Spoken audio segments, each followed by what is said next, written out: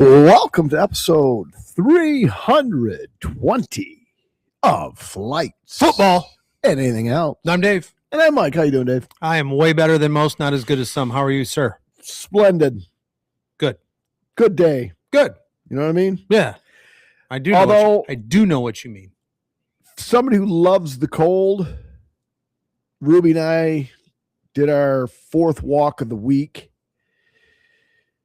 And today may have been one of the colder. I mean, it was fucking cold today. You know what I mean? Oh, yeah. I mean, it wasn't even any wind either. It was just like, holy smokes. Well, tomorrow morning, it's supposed to be back into the double negative digits. So, having fun. In case anybody comments, hit that comment screen, David. Always. And I think we were flawless in episode 319, except towards the end when some of those, I don't know why I decided to drink 9%ers. No, you just weren't paying attention. Yeah. And the 2 9%ers kind of at the end of the pod, we're kind of like a little bit of Eric's kick-ass shirt, Dave. Little Tweaks Corner throwback, the original. Right. Thank you, sir. This is a Royal Rumble episode, and I might as well go to a segment. I got to give a kind of a it'll be a segment one, fuck you, because I was looking to talk to some fucking Royal Rumble, and Eric was booked. Agents, Tweaks Corner agents, Flight Football, anything else, agents, had everything all but signed on the dotted line, and he fucking backed out. Now, no offense to you, because you talk wrestling, but you're not gonna really. Yeah, and this is Royal Rumble, and fucking Eric pimped me. So, see, I know where I rate now. Yeah, but I will do my best. So I will do my best. I've got some notes. I've got some picks. All right. So do I. Ready? Yeah. Right, but other than that, I think there's no corrections corner because I think 319 was perfect. So no mistakes. We're a professional organization, Dave. Yeah. And we'll mention it next week because we still have one weekend to go. But on the 7th, if you're in Saginaw, the Riverfront Winter Brew Festival at the SVRC. Chuckle Talk Wrestling. Yeah. Chuck's going to lay low on it, but now that it's Rumble season, which leads into Mania season, Chuck's a closet wrestling guy. Oh yeah, for sure. All right. He'll be watching the Royal Rumble Saturday afternoon. Nice. We'll be at the Riverfront Winter Brew Festival on February 7th. Correct. Yep. More details to come. And there's a name to the building now. SVRC. I always just call it the old Saginaw News. There you go. So yeah, at the SVRC building. Good time. We've gone the last few years. Yeah. Well, I've only been last year, but it was fun. Yeah. Good stuff. So, all right. What have you been watching, Dave? Shows people should be watching. Finished up the 5th and final season of Stranger Things. Great show. The cast of characters, like I said, I think I got drawn in because I was the same age as most of the characters in this show during the time. And I think they did a phenomenal job with, the costuming and the hair, the vehicles. I mean, I think it just threw me back into the 80s when it was such a great time, carefree, very few responsibilities except to, get home on my bike at the proper time, which I did sometimes. Right, Dad? I'm going to interrupt here because it's kind of embarrassing. We're on episode 320. We went right into what we've been watching. We don't even have our first tasting. Oh my God! As if this was like the second. Well, I'm drinking your beer. That's not one. Wow! But, yes. How did that happen? In fact, it was so bad. We went from a number of viewers we were down to one. They said if they're not going to drink beer, we're out. Right. So I just got to let everybody know what's going to happen here.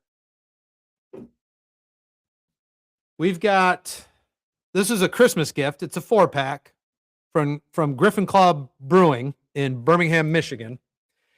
And this little beauty right here, we've got on the back side here, we've got the root beer float. We've got the Dubai chocolate. Yep. And as I spin it around, the Imperial Stout and the Stroop waffle. Now, in this little 4-pack, The least ABV is, I think I'm looking at it right here, 13.7%. So tonight's going to be a little bit different. It's just me. Wow. At one point, it wasn't just you, Chuck. We went from like 4-1 in the. I think people said, "Well, they're not going to taste beer. We're out." So, well, we're definitely going to try some beers here, but we're going to do it a little differently, because if I were to go and get an additional beer and Mike and I were to have our own, we would not get to everybody's favorite segment, the third segment. I'd be passed out over here on the floor, and you'd be over there on the ottoman. Correct. So. And it's not that much different. The only difference is we're just sharing a 12-ounce can instead of having our own. We're being responsible tasters. Yes. I think is what's going on here. So let me tell you what. I start pounding the IPAs on the side. Right. You get that one started. I'll put these back in the cooler. I think maybe I offended Eric with my segment 1 FU for him bailing on the Royal Rumble edition. All right, here we go. There. Oh, definitely root beer on the notes.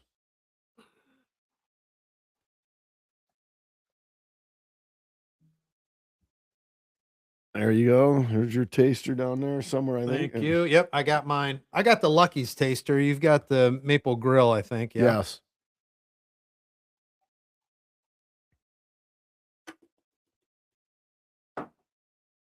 All right, there's that. That's a pretty even pour then. Yeah. Cheers. Cheers. Ooh. Oh, that smells good. Root beer and bourbon.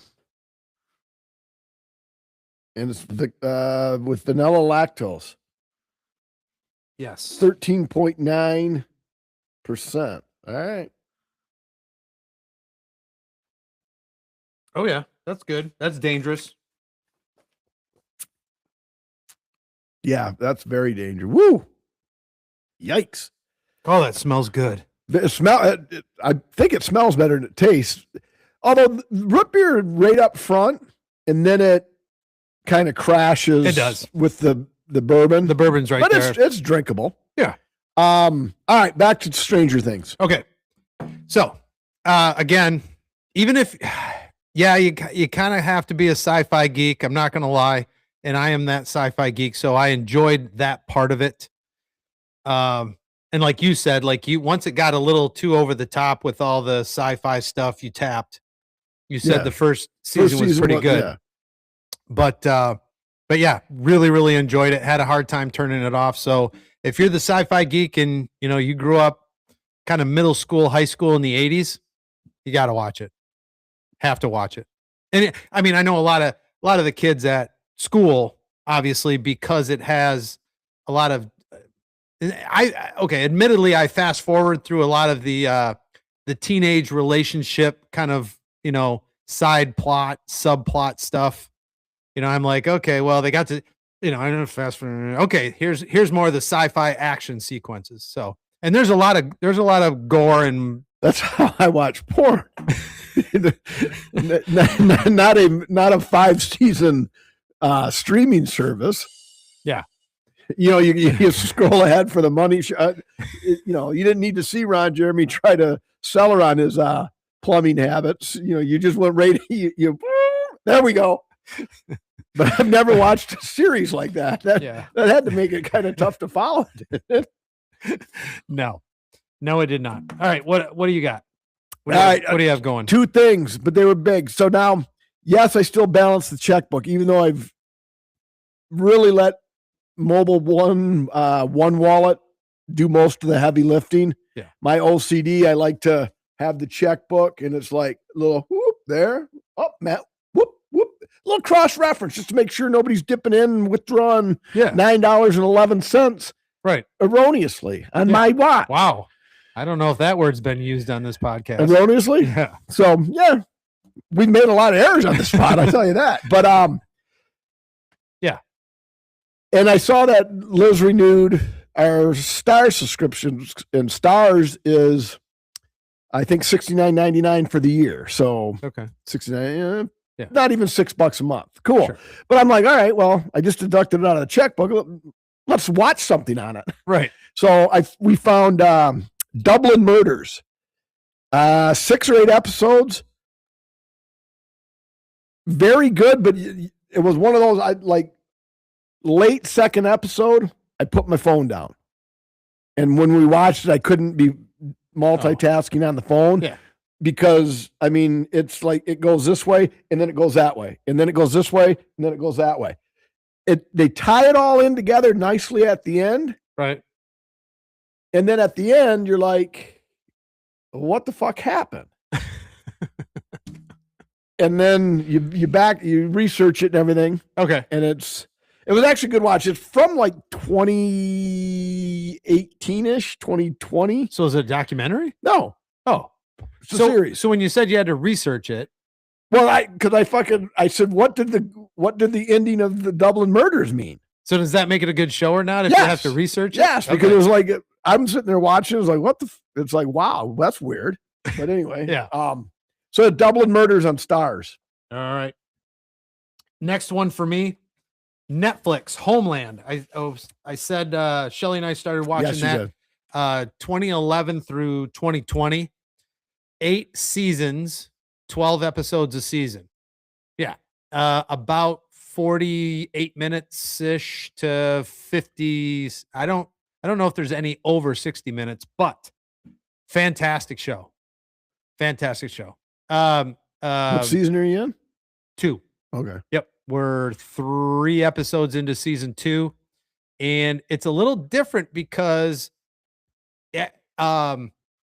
in this 3rd episode of season 2, kind of some cards get laid on the table that you thought it was going to take maybe maybe 4 seasons to get to. Like this is kind of like a pinnacle point that they're kind of getting to, and you think, well, shit, you're watching this. I think Homeland, the reason it's like 12 episodes and 40, and I more on your text in a second, Chuck. We'll get to that. Because I think Homeland was like maybe a CBS series, and that's why it's 48 to 52 minutes, because it was probably like from 9 to 10 on a Wednesday night. Sure. That could be. Because I don't think Homeland is an original streaming service or streaming series. I think that was actually from the television. Well, it's that good that they picked it up, and we really enjoy it. All right. Yep. That's a big commitment, though. Yeah, and we're happy to. Well, that's going to last us. That'll last us through the spring. Oh, absolutely. Yeah, for sure. Yeah. That's what I think our next big watch is going to be Jeremy Renner's deal. Eric's raved about it. Mayor of Kingstown. That's it. I could see it. I want to say Tulsa King or something. Yeah, that's Sylvester Stallone. Mayor of Jamie Wendy says she likes that. Tulsa King. All right. Chuck posted wine glasses. Brian, so you joined us late. So they're tasters because we have a 4-pack with the low being 13.7%. And normally I would have called Dave a pussy, but half of this little wine glass, I'm thinking Dave made a solid call if he wants to finish this pod. So that's why the wine glasses. But anyway, so my second. Yeah. Chuck actually must have had more time on his hands than me, or Liz works later than both of us, because Chuck said he watched Landman season 2 in 2 sittings. Yeah. Liz and I watched 2 on Sunday, 4 on Monday, 2 on Tuesday, and 2 last night. So it took us 4 to get through it. But if you haven't seen season 2 on Landman, you might want to go ahead, maybe 2 minutes, because I don't know if I'll give a full-fledged spoiler.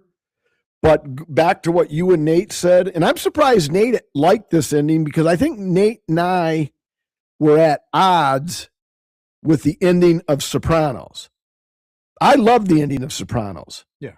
But now that I mention it, maybe Nate liked it and Tommy didn't, or Tommy liked it and Nate didn't. But when he listens to this, he'll let me know via text or phone call. So, because Tony's at the restaurant waiting for the family to show up. You hear the bells from the door of the diner ring. Tony turns his head, fade to black. I thought it was absolutely brilliant. I loved it. Right. personally, as good as the series was for Landman, I think episode 10, season 2 is their jump the shark moment. I hope the show is done. I fucking think that was the perfect ending. Does Tommy and Cooper's oil company make it? Does Demi Moore's company, do they actually strike it or do they not strike it and go bankrupt? We don't know. It's Tommy, right? Yeah. Does Tommy's character have a heart attack? Because remember after Tommy Norris, after he got out of the sheriff's office, he fucking popped like 4 aspirin. And Liz is like, he's not going to have a heart attack, is he? And I'm thinking, well, that's why he popped those aspirin because So I think it's great where it is. I think they got 2 more seasons in that sucker. They could probably get 10 seasons out of it, but is it going to be as good like Brockmire? Yeah. Season 4 of Brockmire was absolute dog shit. They should have quit in season 3. Right. And season 3 wasn't even that good. I think last night was fucking and Chuck agrees. I mean, if the money's right, they're going to absolutely do another season. Yeah. I don't think they need to, though. Do they need to? No, they don't need to. But there's so much content there. There's so much content there. I like Andy Garcia's character. Was Andy Garcia in season 1? No. I didn't think that was him. At the very, very end. That was him, though, because I didn't even recognize him then in season 1. In season 1, he was in the last 2 episodes, and it was for just long enough to kill somebody, right? So a lot of people and put a nail in his. Right. So yeah, I thought it was a great series. Well, no, I mean, his character saved Tommy. Oh yeah. He didn't save him. He called off the dogs, so I guess he saved him. Yeah, he saved him. But it was at his discretion whether he lived or died. So I guess technically he saved it. And now we know why he saved him. Now, let's dive into the weeds of this pod, like we do on this podcast. Mm-hmm.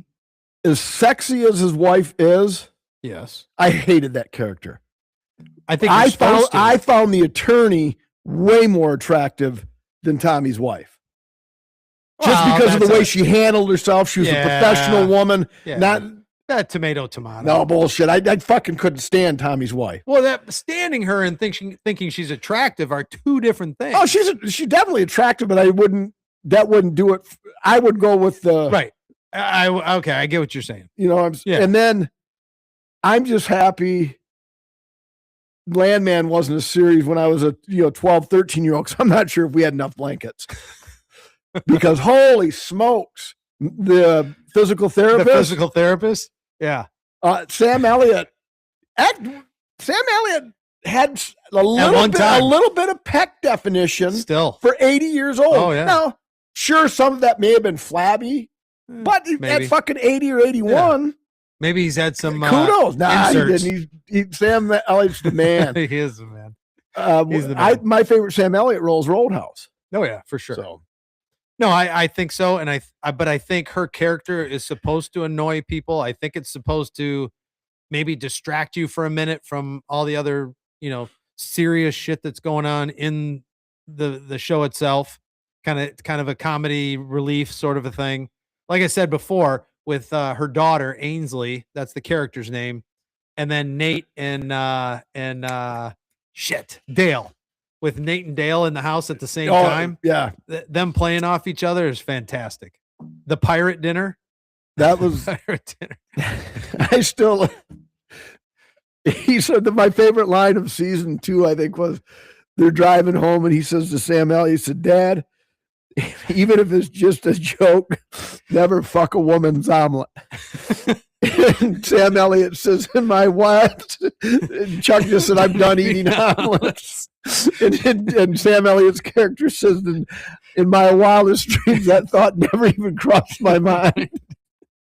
But yeah, brilliant series. Yeah. Billy Bob Thornton is a tremendous actor. I don't think gets enough acclaim. I would have liked to see John Hamm more. Right. I mean, obviously his character died, so he wasn't going to be in this season. So I understand why he wasn't in it. Yeah. Yeah, real well done. And if there is a season 3, I'll watch, obviously, but I'm more than likely probably going to be disappointed. So, Fair enough. That's all I got. Yeah, that's all I had too. All right. Music. What should people be listening to? You want to go old first or new first? I don't. I skimped on the old part just a little bit because Well, what you're talking, being what we were talking transparent. about before the pod, that would be old, not new. Yeah. But I didn't really. All right. Fair enough. Let's go. All right. You want me to go new? Yeah, go ahead. You do your new first. Okay. So Britpop by Robbie Williams. Robbie Williams is a British singer, songwriter, producer. January 16th, 17 songs, 61 minutes. Like you're going like Robbie Williams, who the hell? So first song on this album is with Black Sabbath's Tony, is it Iommi? Yep. So Rocket, really liked Rocket. And then Bite Your Tongue was another good song. That one reminded me of some Bowling for Soup type songs. And then It's Okay Until the Drugs Stop Working. That was another fun one. And then Pocket Rocket. It started off kind of, I want to say like Bowling for Soup / give me another one in that genre. Blink 182. Kind of Blinkish, but just like really off the wall lyrics. They're almost like telling a story as opposed to singing a song. Yeah. Kind of okay. Yeah, well, that's Blink 182 as well.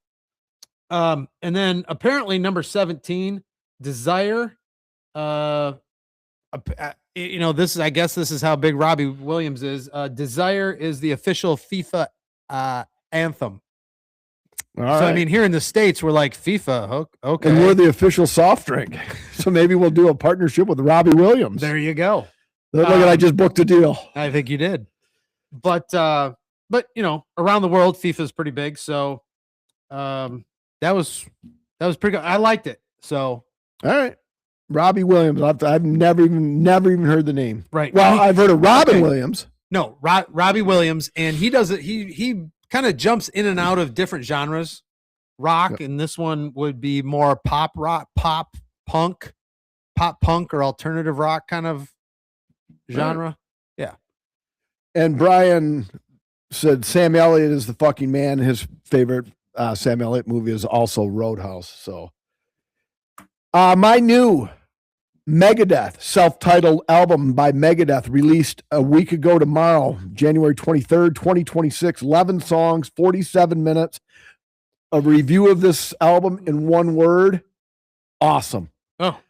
Turning Point, Puppet Parade, Let There Be Shred. Real good music, and that's coming from somebody who didn't really like Megadeth at all. Yeah. For some reason. And my only song that I really liked, and this is like the third time I've said it on this pod, you'd think I would know the name of it by now, and maybe somebody out there listening will know the name of it, but like it contains the lyrics, "Hello, me, it's me again." That's like an old Megadeth song, and that was the one song that I actually did like. I liked it so much I can never remember the name of it. But this new album, supposedly their last, because they are an old band, and listen to that album tomorrow, Brian. Megadeth self-titled album released last Friday. It's fucking great. I mean, unless you're like just all country or whatever you're. Yeah, that's a new album. That's a new album. I didn't say it was a new band. I said it was a new album. It's great, by the way. So self-titled album, Megadeth, 11 songs, 47 minutes. It's great. My favorite is still Let There Be Shred. Let There Be Shred. As soon as you said that, I'm thinking, I was just talking about early Chili Peppers, early Chili Peppers when they were, San Diego, just straight punk. And Let There Be Shred, because they were, they're a bunch of surfers. Well, this is Shred of the guitar. Yeah, okay. I think they were, the context was different, but I thought they had something called Let There Be Shred. Old. You want me to go? Yeah, go ahead. All right, 1984, Van Halen released January 4th, 1984, 9 songs, 33 minutes. Jump, Panama, Hot for Teacher, Top Jimmy, and my personal favorite is I'll Wait. And when we got in, like, I think Eric was on the pod probably 120 episodes ago where we debated Van Halen, Van Hagar. Yeah. And we were talking best Van Halen albums with David Lee Roth. Yeah. And I believe I said like either the original Van Halen or Fair Warning. I must have slept on 1984 because 1984 I think might be the best Van Halen album with David Lee Roth. Yeah. It's no 5150, which I've admitted I was wrong. I said OU 812 was better, and then I listened to both. 5150 is much better. Right. But I think 1984 may be the best Roth Van Halen album. I could not disagree with you, and I cannot agree with you more. And again, 1984 is when I got hooked into Van Halen and then went back, got the other cassette tapes, dating myself, right? Got the other cassettes and, started from there. So I'll have to look. I may have had, well, I can't look now because I don't have any of them left. I might have had 1984 on album. Oh, yeah, you might have. Yeah, you might have. Staying in the same genre for me, old. I went back, Green Day, Dookie. Excellent album. Great album. Yep. Again. Do you have the time to listen to me whine about something and everything, all that? Yeah. Something like that. Do you have I did Chuck a favor and didn't try to sing that because I'd have butchered it. About something and everything. Yeah. Everybody knows what it is. Yeah. But I'm fucking glad we split this because this is wicked. I was thinking. Yeah. Excuse me. So, all right, here we go. We're inside the ropes, folks. WWE will be a little lengthy. Royal Rumble. I'm not going to mention AEW. There's really nothing going on. Last week, Saturday night's main event, I knew they would put a fourth match on. It was to Shinsuke Nakamura versus AJ Styles. They announced that on SmackDown, which was the day after we did it. Yep. And they fought. Obviously, we both would have picked AJ. AJ won. But I was 0-2-1. You were 1-1-1. You might say, how was there a tie in wrestling? Oh, Cody Rhodes and Jacob Fatu the match never really started, and then Drew interfered, so it was declared a no match, no contest. So, and then you had the women's tag right. We both had the women's tag wrong, but I had Orton, you had Sami Zayn. And I tipped my cap to you because I never even took into account that the fucking thing was in Montreal and Sami Zayn won. I didn't even bring it up or say anything because I just figured you would know that. I didn't. Yeah. Shame on me. Good pick on you. Yeah. Thank you very much. But yes, you mentioned the Royal Rumble, 2 p.m. Saturday, January 31st, 2026 from King Abdul Financial District in Riyadh, Saudi Arabia, in an outside venue that WWE constructed for this event alone. Wow.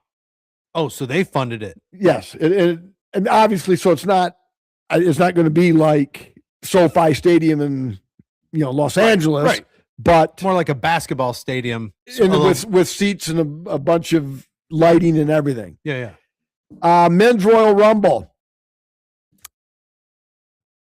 Roman's making his comeback. I do not know why Roman Reigns would not win to fight CM Punk at WrestleMania. Is there a storyline with Gunther doing it? If he wins. But Gunther, see, I don't understand him. If he's, and I just have a list of those that could be on the card. As far as I know, Gunther announced himself for the Royal Rumble, but he also fights AJ Styles in an AJ Styles. So he probably wouldn't do both. No, he is doing both. That's why I don't understand the booking of this. And AJ Styles is supposed to retire this year, but I don't think he's retiring this early. So how do you beat Gunther? Unless they have Gunther win the Royal Rumble, he's the first entrant. and he lasts all 30 combatants and wins the Royal Rumble, and then immediately has to fight AJ Styles, and AJ Styles pins him immediately. Are you sure that's second? I don't know how. I don't know the order. Okay. The women's Royal Rumble might be. I don't know how they're going to do it, but I don't know how you can have Gunther win the Royal Rumble and wrestle AJ Styles. Chuck, what do you think? So I was just, like you said, I mean, Roman has kind of just been a tag team / on the side, kind of in the shadows kind of a person. Well, he hasn't been there since the last time he was there, which is like months ago. Yeah. So now he's coming back, and if he doesn't win, the other one that could win is Braun Breaker, because Braun Breaker actually has a feud with CM Punk. Chuck fell asleep on us. He didn't fall asleep. He muted us and turned Nurse Jackie on, I bet. So, but yeah, there's a lot of ways this can go, because they teased a feud, Braun Breaker and CM Punk, but then does Cody win and challenge Drew, because they've had that feud going? Does Jacob Fatu win to challenge Drew? There's a lot of ways they can go with it. I'm taking Roman Reigns. All right. You've got Reigns. I don't know why. It's just stuck in my craw. Something with Gunther. All right. You got Gunther. He did declare, so it's possible he could do it. All right. Women's Royal Rumble. They have to throw Rhea a bone. I'm taking Rhea Ripley. Okay.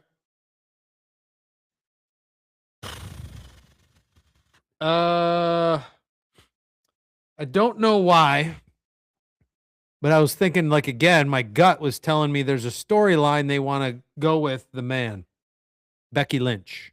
Okay. But the other one, is Charlotte Flair still? Yeah, she's relevant. She's in a tag team with Alexa Bliss. The other one my sleeper pick is Raquel Rodriguez of the Judgment Day, and then she'll fight Stephanie Vacker, the Care. Mm-hmm. Tomato, neither. You know what? I'm just gonna go out on a limb. This is my 1,000 to 1 odds. Lyra Valkyria. All right. Drew, Sammy. I'm taking Drew to retain because nobody wants to see Sami Zayn as a champion. Okay. And just for kicks and giggles, I'll go Sammy. All right. I don't have a dog in that fight. I don't. And then finally, AJ Styles and Gunther.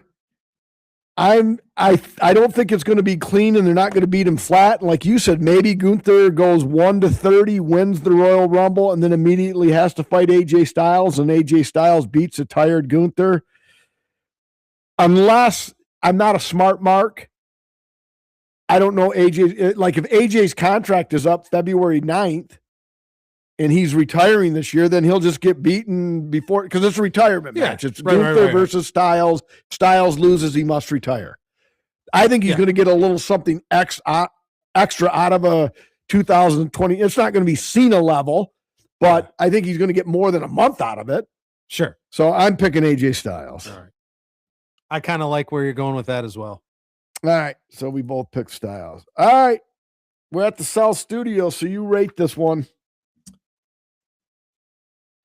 Unless Chuck has any other wrestling related questions. I tell you what, I loved the root beer notes, but even the taste as you're getting to the bottom of this,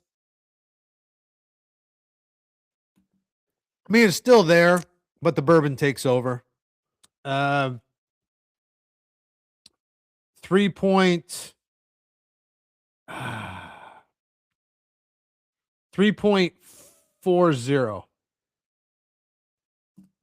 All right. It's good. I'm really enjoying it, but I went 2.98, basically the same reasons, but I think the root beer was very sweet, then followed by the bitter, made for a nearly toxic environment.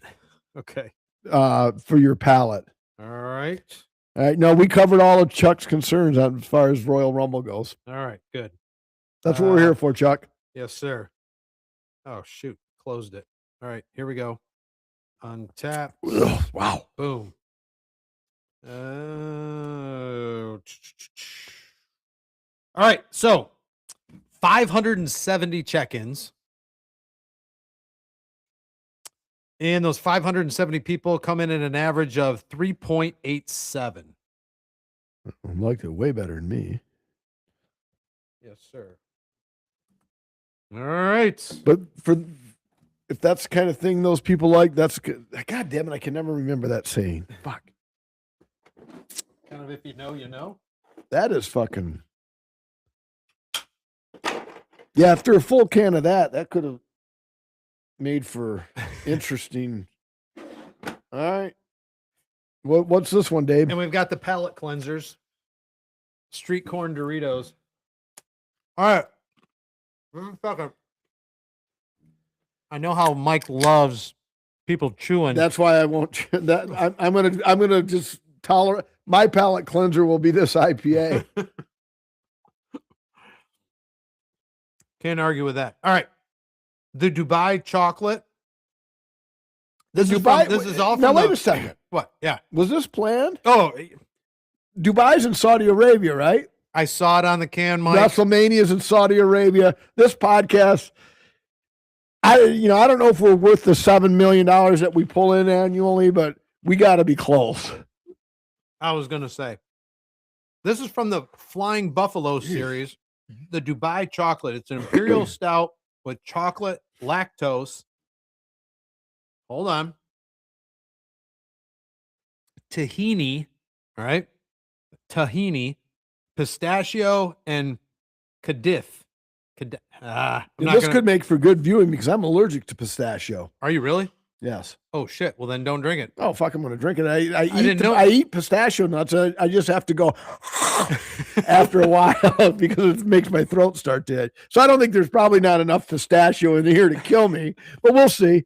Like I said, it'll be the most. Did you bring an EpiPen? Glasses keep getting smaller. It's the same fucking glass, Brian. Will this pen work? Yeah, it'll work. Yeah, jab it in my eye. Look at that. See, Brian? Holy shit. I went Maple Grill, Lucky's. Dave went Lucky's Maple Grill. Yeah, right here. All right, so tahini, which is in this beer, is a creamy paste made from ground toasted sesame seeds. That's what makes the tahini is probably what makes it smell like ass. A staple in Middle Eastern and Mediterranean cuisine used in dishes like hummus, baba ganoush, and sauces for falafel and shawarma. Well, there you go. And then the other one, Chuck said it looks like you bought them from Valvoline. Whoops! I just knocked down my. Yeah, that's heavy on the pistachio. So, kadayif is a very sweet Middle Eastern and Turkish dessert from fine shredded. It's a sweet kind of a root that looks like a noodle. Also filled with nuts, walnuts, pistachios, soaked with a sweet syrup. Pour your glass. I'm going through withdrawals here, so let's go. Sorry. I just thought there was some interesting shit in here. It smells like ass. Really? Yes. Well, that's too bad. I was hoping, whoa. Brian says, yum, fuck that. Oh, that wasn't as good a pour on my end. Cheers. Doesn't smell like ass. It smells like chocolate and pistachios. It smells like pistachios, which smells like ass. It smells like chocolate and pistachios. Oh, that smells good. God damn. Oh, fuck. That's horrible. It's got to be the Kadif. Whew. I'm glad you had the bigger pour on that because that's fucking lousy. You want me to drink the rest of yours? No, Mike? Fuck no. This is like my genuine draft. I don't like it, but. All right. Where's the sports music, Dave? I can't even read the right. We got to update this board. The one that says sports. But it's all blood and pink. Dave must love ass. That he does. All right. Breaking news. Any of you Red Wing fans out there watching the game, yep. Keep us updated. It's probably mid to late first period. The Proud to be an American watch. In 3 games since the last pod, Patrick Kane has recorded 2 assists to bring his career total to 3,000, Jesus Christ. 1,374. That's 500 goals, 874 assists, which ties him with Mike Modano as the all-time leading American-born point scorers, point getters. Yeah, right. So Patrick Kane's next goal or assist will make him the American-born with the most points in NHL history, and it's all because he had a contact, an interaction with myself and my oldest son, Justin, when the OHL All-Star game was at the Dow Event Center. Facts. Patrick, you're welcome. There you go. All right. Other news before we get to the major stuff. Mike, what race, I know you're really excited about this, unless you haven't seen it yet. What race is going to be returning to the Indy Speedway Friday, May 22nd on Fox? Friday, May 22nd. Friday, May 22nd on Fox. What race is returning to the Indianapolis Speedway? The Weenie 500, man. Oh, I didn't know that. 6 Weenie mobiles.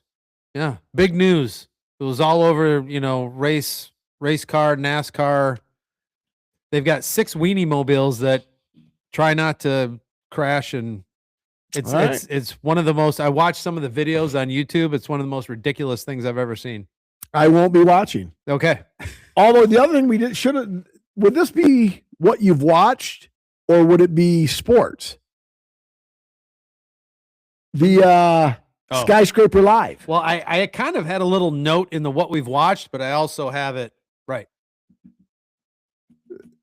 It was impressive. Yes. I mean, I still don't believe it. Is that a sport? Because it could be in sports, yeah. I actually don't believe it. In this AI world we live in, right. I don't believe it. And he's up there I didn't understand how he was on the very top of that structure. Mm-hmm. Standing there. Just standing there, because the wind's got to be stronger that far up. I mean, he's just standing there waving. I don't care if he's used to it or not. Wind is wind. And I think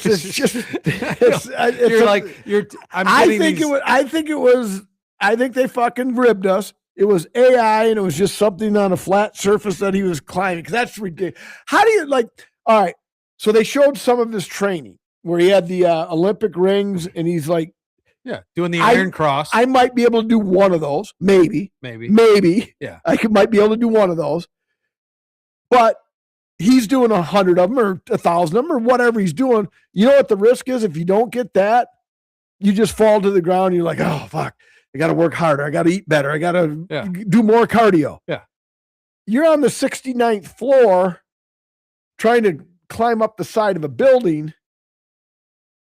There's not a lot of margin for error there. No. My hands were sweating a little bit. I was having a hard time. My hands were sweating. My stomach was kind of in knots. A little in knots. But when he got to a certain point in the building, which was, I'm going to say, pretty close to the top, he got to a place, a little V in the building, where it looked like he could take a breather for a minute.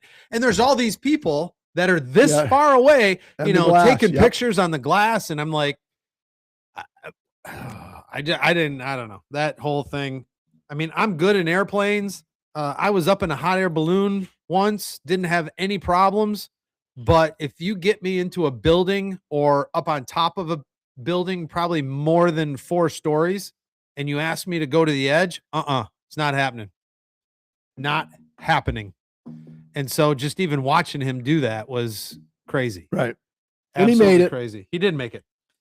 So Seth Rollins, I thought, did a great job on commentary too. So you answered my question that I had on the podcast thumbnail that I put on YouTube and other places. So you're not going to take up free climbing anything. You're sure? Because the Burj Khalifa in Dubai, again, that is the tallest building in the world. So, and that's actually been scaled, but they require a rope. Oh, it has? So somebody's done that, but he's used a rope. No shit. Because I saw that because the guy who did the Netflix thing is John Doe. Yeah. This guy is Holland. Jack Doe. Yeah. Jack Doe actually climbed a higher building, but that building in Dubai made him use a rope. Okay. So, all right. I couldn't climb it with or without a rope. So it doesn't matter.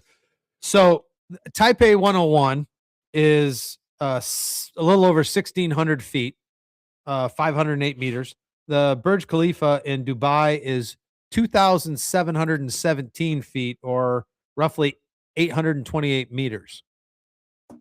That MFR is big. Yes, that's pretty tall.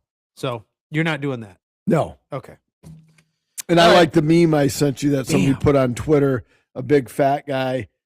And the meme was like, oh, he's using the ladder for this part. It doesn't count. As the guy's sitting on the couch, he's got chips on his shirt, and he's just sitting there. He's using the ladder for this part. That it doesn't count.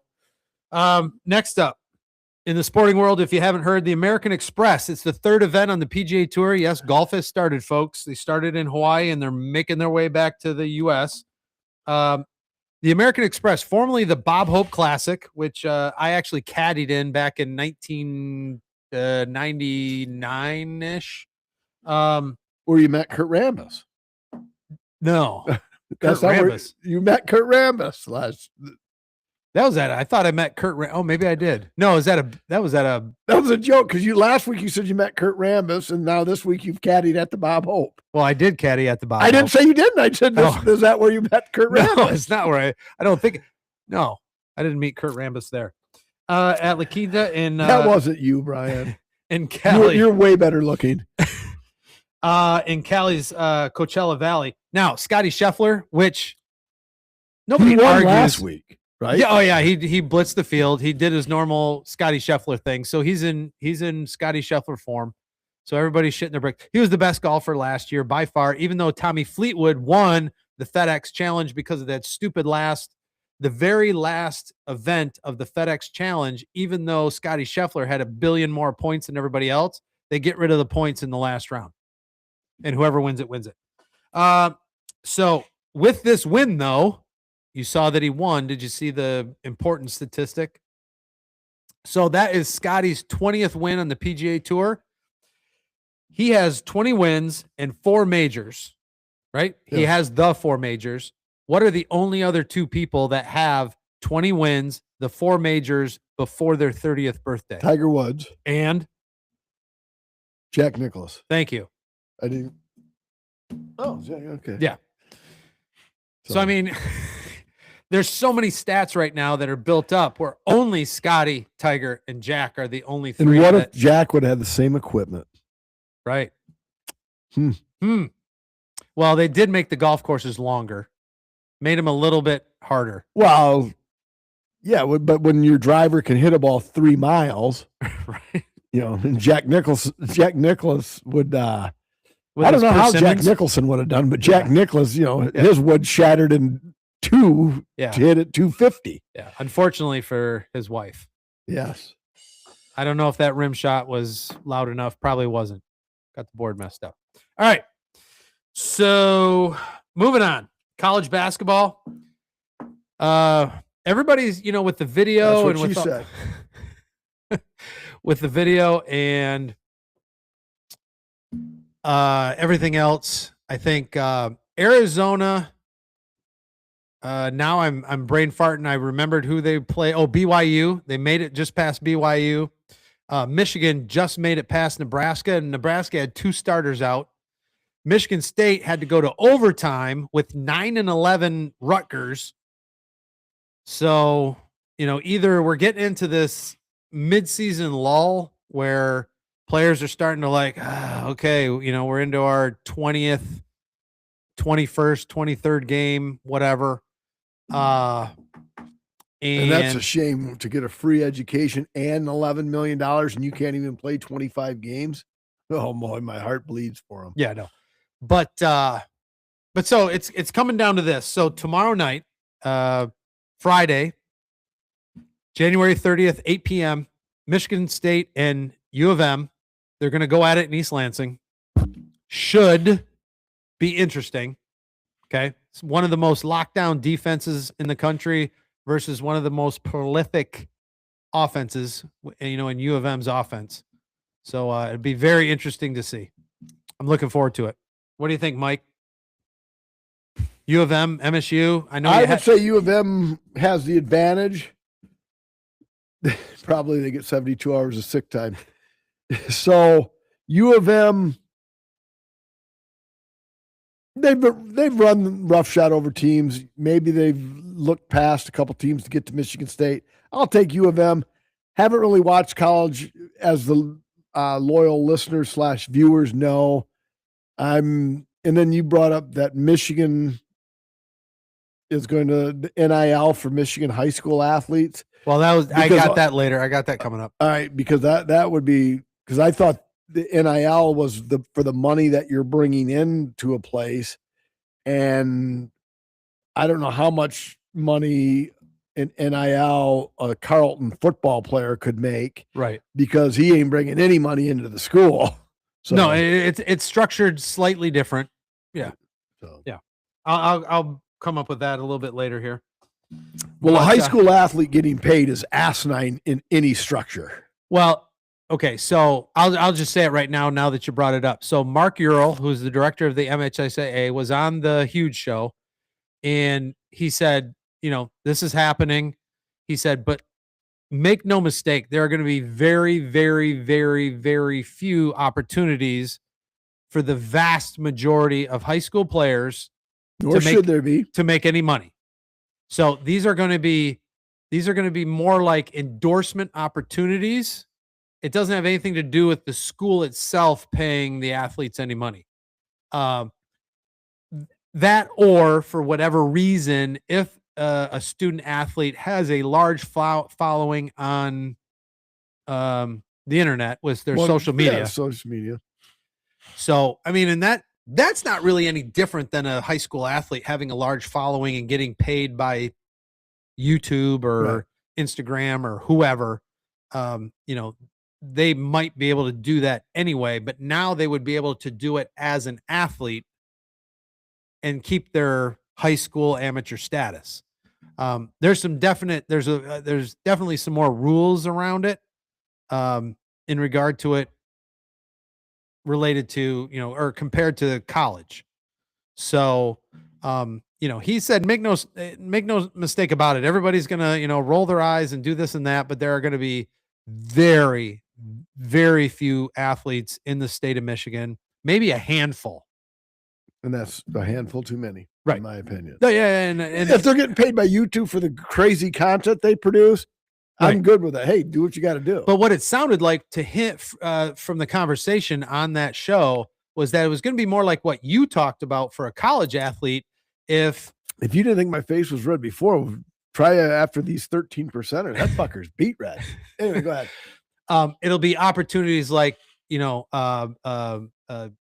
Smith's, Ford dealership is going to have this athlete come down and sign some autographs, and it's going to be those type of opportunities. So, right. But at the high school level, we'll see. I don't know. Yeah. There, I gave my ringing endorsement. Any other sports, David? Other than the NFL? Just NBA. We're in the same position we were last week. Pistons are still on top of the East, and Thunder on top of the West. By Pistons 5.5 games, Thunder 6 games. They're rolling around there. College and high school football. I kind of did the NIL thing for high school football, but the other NIL thing that came down the line this week, and you may have heard it if you've listened to any other media outlets. I don't know if you heard about it, but Deion Sanders for Colorado, probably didn't like his record from last year, so he handed down, and I didn't know that they could do this with NIL money, but he just updated his team rules. If you're late to a practice, you get deducted $500 from your NIL. If you're a no-show to a practice or meeting, $2,500 off of your NIL money. You get docked. Huh. Yeah. So apparently, team rules. Actually, you should, if you no show a practice, you should be kicked off the team.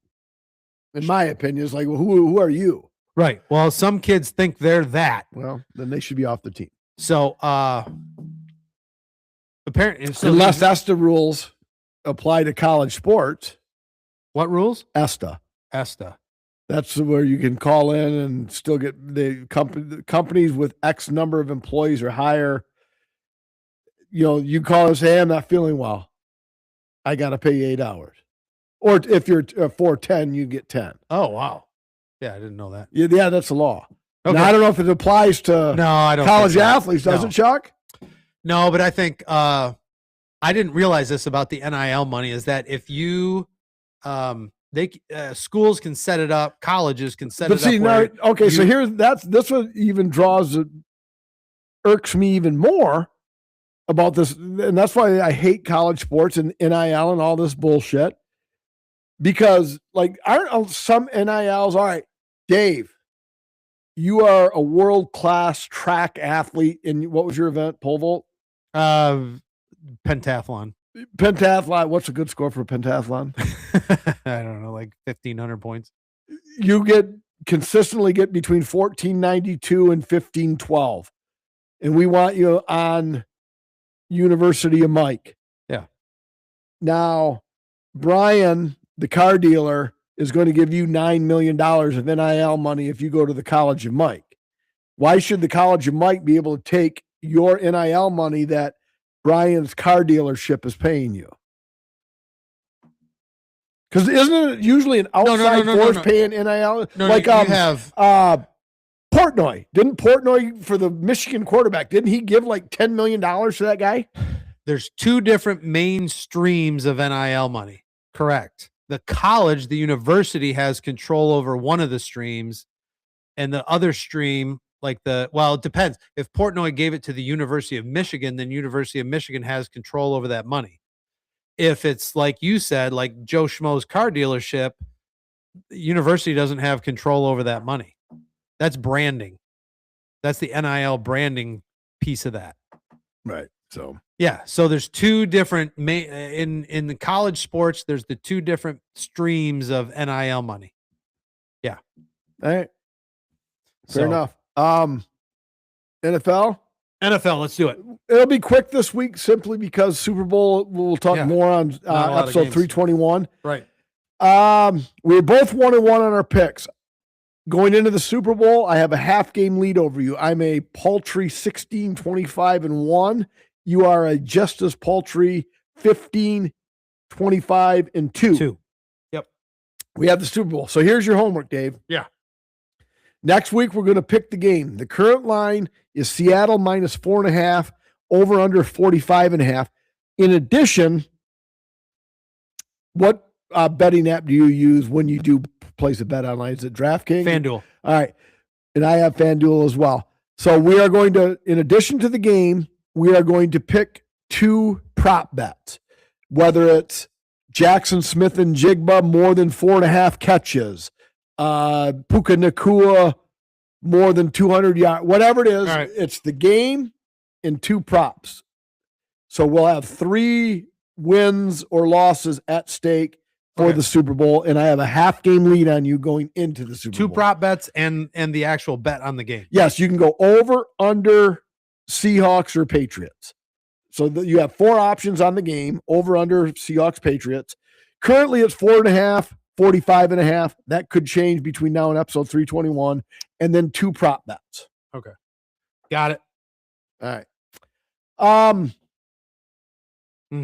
Thoughts on Broncos, Patriots, Blizzard in the second half? I mean, I love watching that. I love watching that stuff. Does it make for great football? I think coaches got too conservative. I think you just got to let them play. You can't just run 3 times.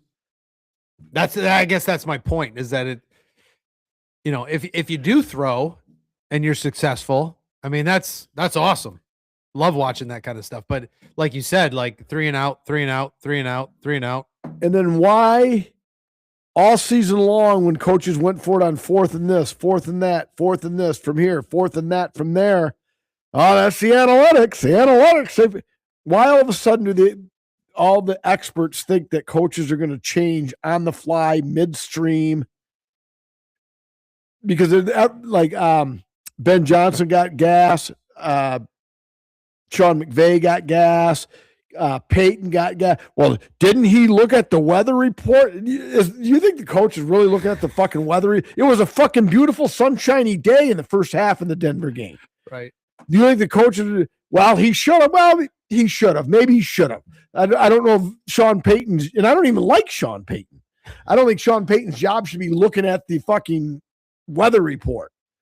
So it's like everybody went for it all year long. And it's like, well, that's what the analytics say. And now in the playoffs, like, oh, Jesus Christ, you got to take the points.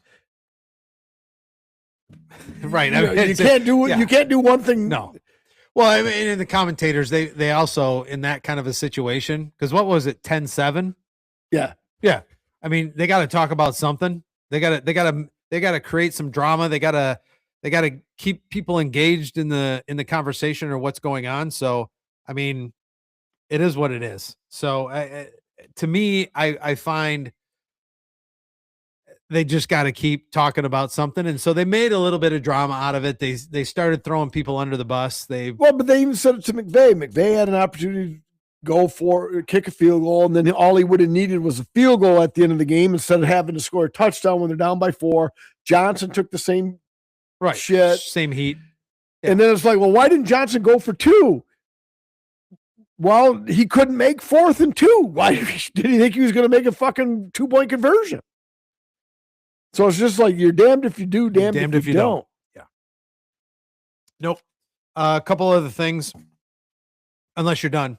I'm done with Sound like you're done. Okay. The Belichick snub. Yes or no? Should he have made the first ballot? I haven't yet to see a good reason why he wasn't. Super Bowl titles, wins.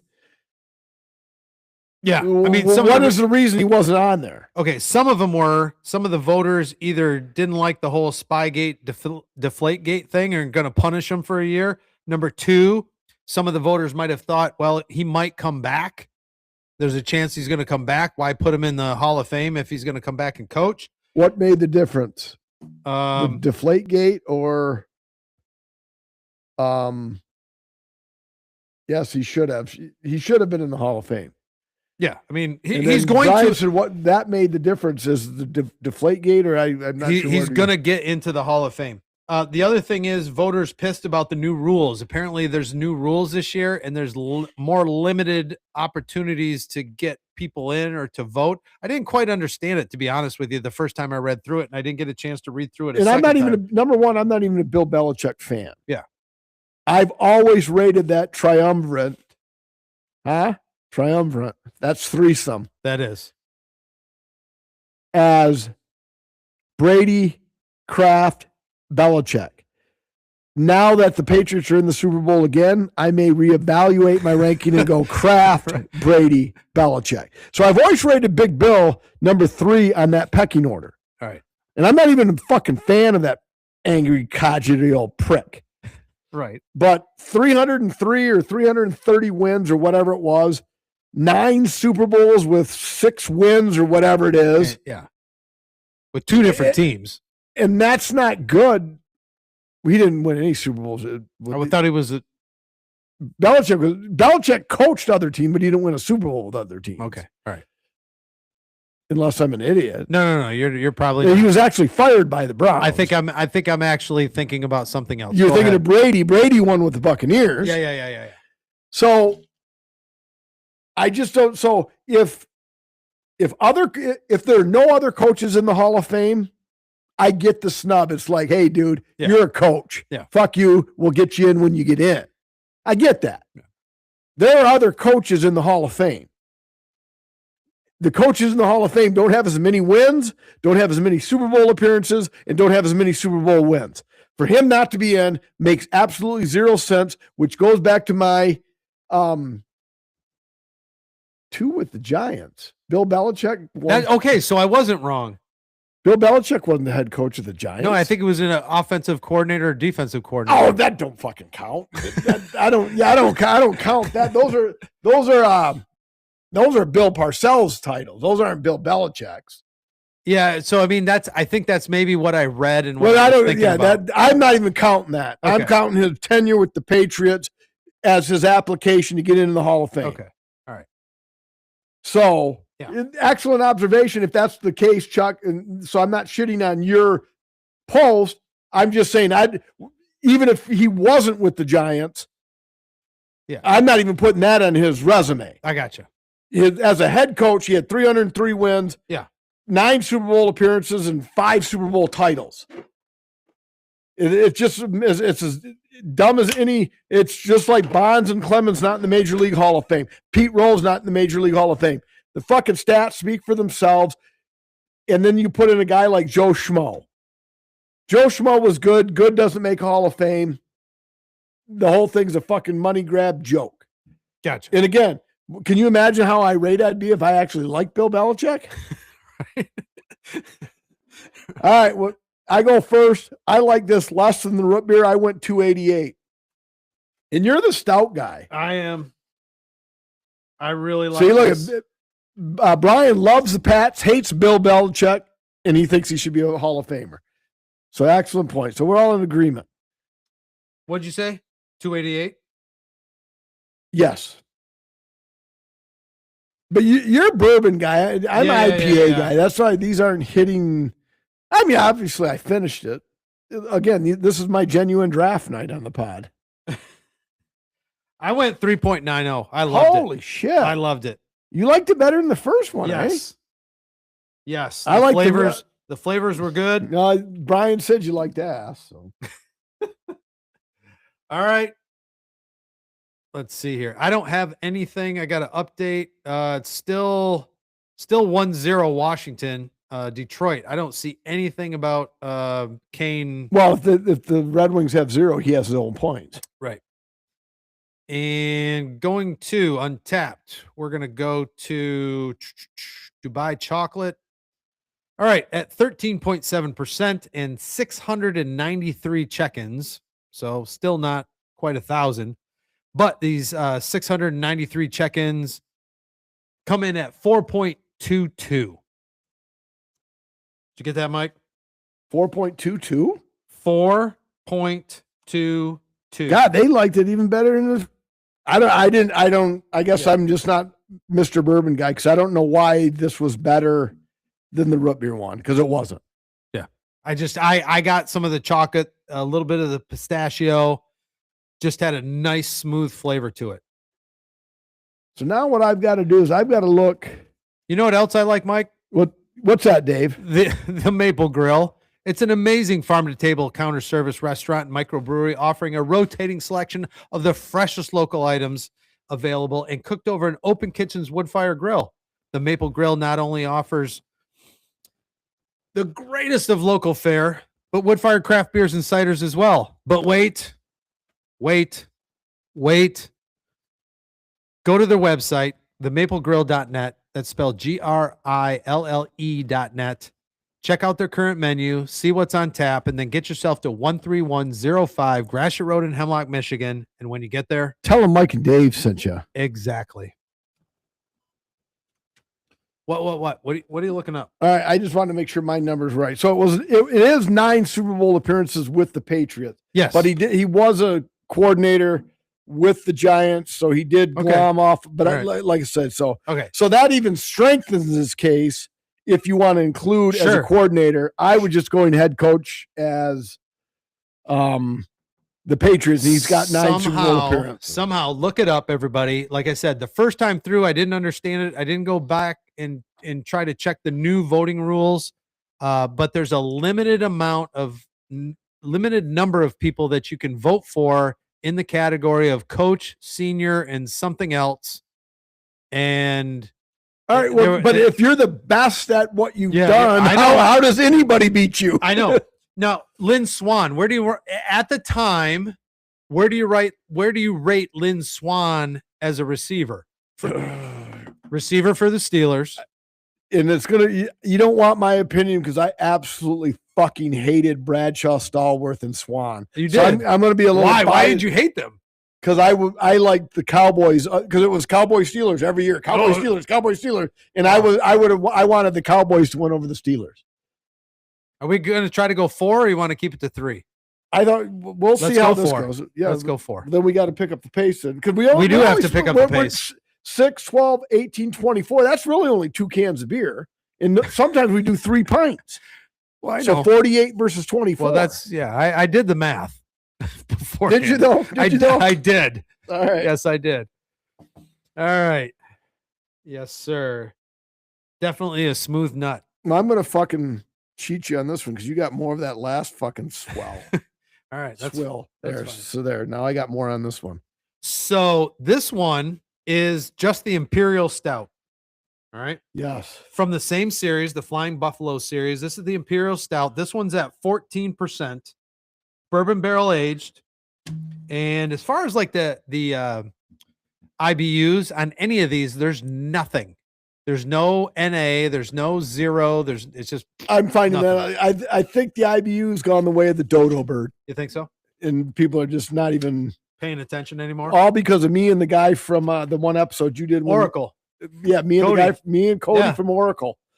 we poo-pooed the IBU and everybody else did too. All right. A couple of other things I wanted to ask fucker. You. What's that? Or that fucker in Tulsa, especially if we're doing 4. Because I have limited content in segment 4 here. Segment 4, segment 3. Cheers. That's fine because I've got content plus I want a couple other things. Now we're back. Cheers. So this is an Imperial Stout. I may be able to tolerate this better. And this is a pod high so far, 14%. So far. All right. Woo! Wait for the finish. But there's not all that pesky flavors of butt and pistachio and shit. I mean, and overpowering root beer. This is just Imperial Stout with a lot of punchy right in the fucking teeth. Yes. So very strong stout. All right, where are you going, brother? Pro Bowl. I know you're not a Pro Bowl fan. No, I'm not. Especially in the new format. I like the dodgeball game. I do like that. That is fun. I really like the dodgeball game. It's fun. However, Mr. May. Yes. Drake May. Patriots. Obviously can't play. So his eligible, but like I told you, he's eligible, but he's going to be busy. Right. I think it would just be a bad look if your Super Bowl wide receiver, quarterback, running back, linebacker, whoever participated in the Pro Bowl and got hurt and couldn't participate in the Super Bowl. Yeah. I don't think it's against the rules, but most are like, hey, I got bigger fish to fry, buddy. Yeah, exactly. So his replacement, Shedeur Sanders. And like Nick said, Trevor Lawrence had to have passed on that. Trevor Lawrence must have said, you know what? I got a good looking gal.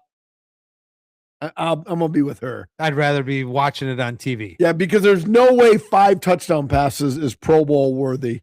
Well, there were a bunch of other statistics and none of them are right. I'm agreeing with you. Right. No, like interceptions, he had 10. He had 10 for the limited. Shedeur Sanders has as much right in the Pro Bowl as Bill Belichick does of being not included into the Hall of Fame. It's equal balance. He's in and has no reason to be. Right. Bill's out and has no reason to be. But I'm telling you, quarterback for the Jags, Trevor Lawrence. If he passed on it, and they went down the line, and Bo Nix couldn't do it because he broke his ankle. Right. Lamar Jackson had a better year than his back. He's probably still nursing his back or whatever. I'll fucking say Aaron Rodgers had a better year than Shedeur Sanders. Well, Aaron Rodgers isn't going to play in the. Josh Allen is probably in, right? I would imagine, yeah. He has to be. Yeah. Has to be. The Dolphins quarterback, no. Patriots is Super Bowl. I'm just saying. I'm just saying that. You know, but Rodgers should be there before him. Knicks is out with an injury. Raiders definitely not. So if Mahomes had a better year but Mahomes is hurt. Yeah. Mahomes is hurt. if you're part of the marketing team for the NFL, Joe Burrow missing 8 games had better stats than Shedeur Sanders. Yeah. But if you're the marketing team, there's no marketing because there is a marketing team. But what does he market? Who does Shedeur Sanders appear for? The Cleveland Browns fans. I don't know. Him. People love him. I know your opinion. I'm just saying the analytics, statistics, whatever you want to, whatever marketing. Dion probably took all that extra NIL money from fucking people being tardy and paid the NFL to get his kid in the Pro Bowl. I don't know. I just fucking solved the mystery. There you go. All right. Last one. So did the Browns hire a coach? Yes or no? They look like they were about ready to hire somebody. Do you know if they hired somebody or not? Yeah, they hired their coordinator, and now Jim Schwartz wants to quit. Oh, okay. Because he was passed over because he did such a great job for the Lions. I know this podcast brings in, I'm assuming we're talking Shedeur, and I agree. So I know this podcast brings us, a lot of revenue, right? Oh, yeah. But I think you should just take a break from the youth football thing. You and I, do you want defensive coordinator? I'll take offensive coordinator for either the Cardinals or the Ravens. Should we apply? Yes. Yeah, I think we should. I'm in. Yeah. I'll be defensive coordinator for the Ravens.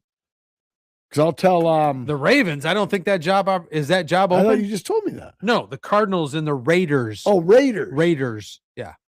Yeah, I'll roll with Tom Brady. Okay. Me and Tom are going. I'll be the defensive coordinator for the Raiders. Sure. Let's do it. All right.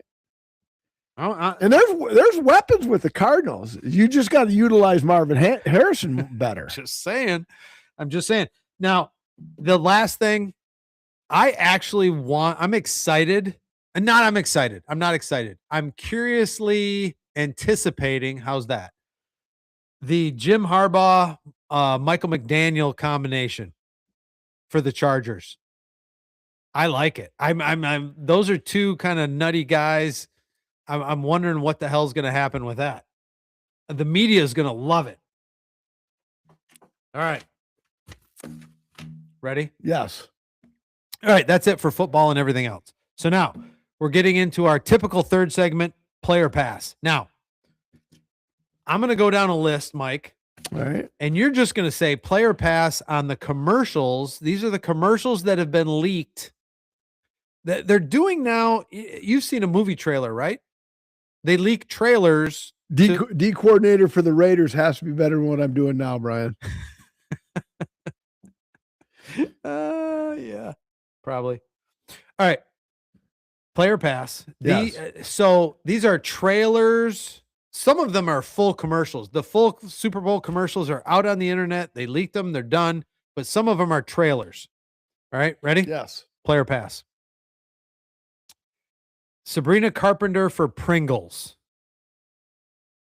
Sabrina Carpenter was the one. She was standing next to the guy, kind of on her hands and knees, and he was pulling her hair or whatever. I don't know who she is. So I'll pass. Okay. Singer. So what am I playing on?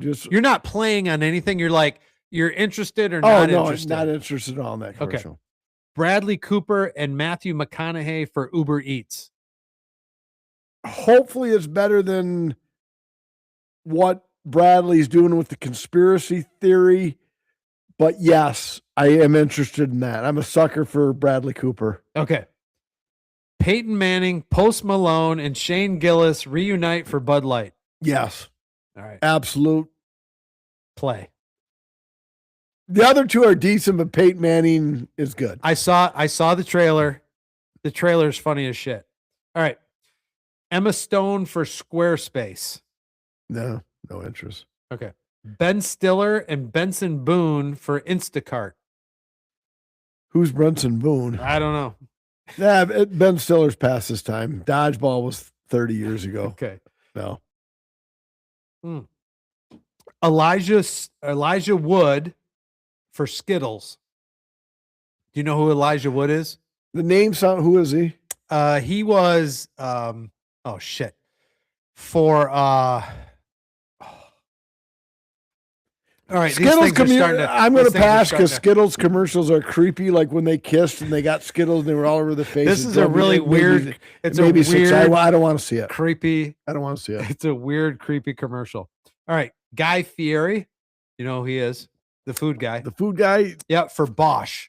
Bosch is the hair clippers. Yeah, maybe he's shaving his head or something and be like, yeah. So okay, Lord of the Rings. Yeah, Brian thank said. you. Yep, that's his biggest one that he did for sure. So I for sure don't want to see it. All right, but I do want to see the guy because maybe he'll shave his head. That'll be cool. Guy Fieri, maybe. All right, Chloe Kim and TJ Oshie, who are Olympians for Michelob Ultra. TJ Oshie is also a Washington Capital. Is he? Yeah. Okay. So they're married, aren't they? Maybe. Yeah. Oh, yeah, they are, aren't they? I'll watch that. Yeah. For Michelob Ultra? Yeah. Okay. The Clydesdales return for Budweiser. Those are always good commercials. I do want to see that. Now, quick question. Our viewing audience or you, Dave. Yeah. Is Michelob Ultra essentially, does anybody remember Michelob Light? Did they just Maybe. rename it Michelob Ultra, or is Michelob Ultra different than Michelob Light? I think they took a few more calories out of it and then just because Michelob Light used to be the fucking bomb. They rebranded it. I think Mick Ultra is water because it's literally. What, there's one of them in my fridge. It's water.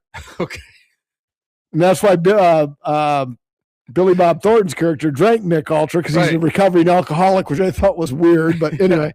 Well, do you remember the line from the show where he's like, I tell you what, I'll drink these two Mick Ultras right now.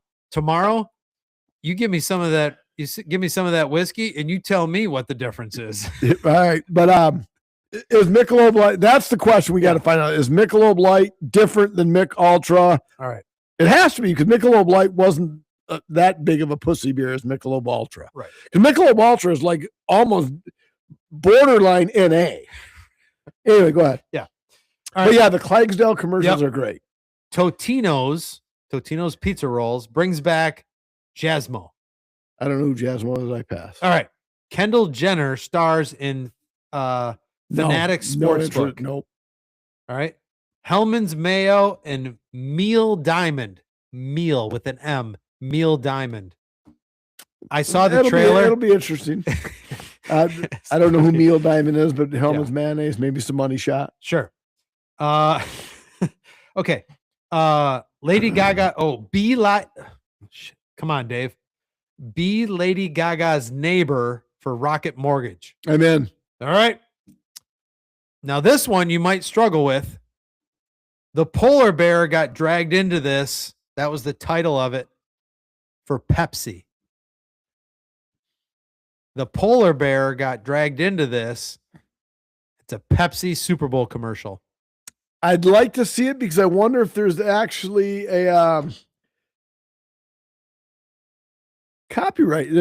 Obviously, if they're playing it at the Super Bowl, they must have cleared it through their lawyers. Well, I tell you, from what I saw from the trailer, I think they did it in such a way that they're not going to need a copyright. Okay. So I do want to see it, and it pains me to say it, but that beverage company typically has decent commercials.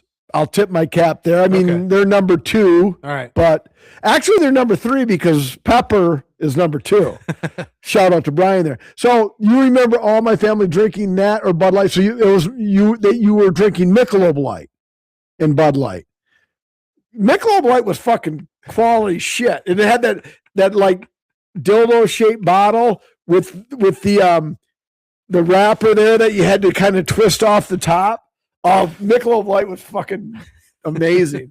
I love it. Michelob Light was like a status beer. Right. Yes. Yes. Absolutely it was. All right. Last one. 2026. Halfway there insurance. We tried, just not very hard. I do want to see that because that was our homework assignment for this. It was? But then at the end of the trailers, there's the State Farm logo. So it's got to be like a rib on State Farm. Maybe they're going to give everybody half off insurance on it's- Super Bowl Sunday. Yeah, it says, so for example, I'm going to repeat it. Halfway there insurance. We tried, just not very hard. So go to State Farm. All right, but what we're seeing on the television right now, Keegan-Michael Kay and Danny McBride. We're seeing right now doesn't say go to State Farm. It just shows 2/8/26, Yes, which is Super Bowl Sunday. correct. So, Yes. all right. That was the player pass. right. Well, All right, let's hear my record, Dave. drink that. All right, yeah, because we got to the fourth tasting, don't we? Mm-hmm. All right, so as a loyal listener, viewer knows, that means it's time for Stump Mike, but we got to rate this one first, Dave. Yes, we do.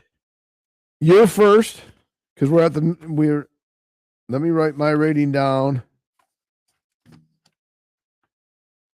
I forgot all about Michelob Light. I love that beer. See, my sister even is a fan of Michelob Light.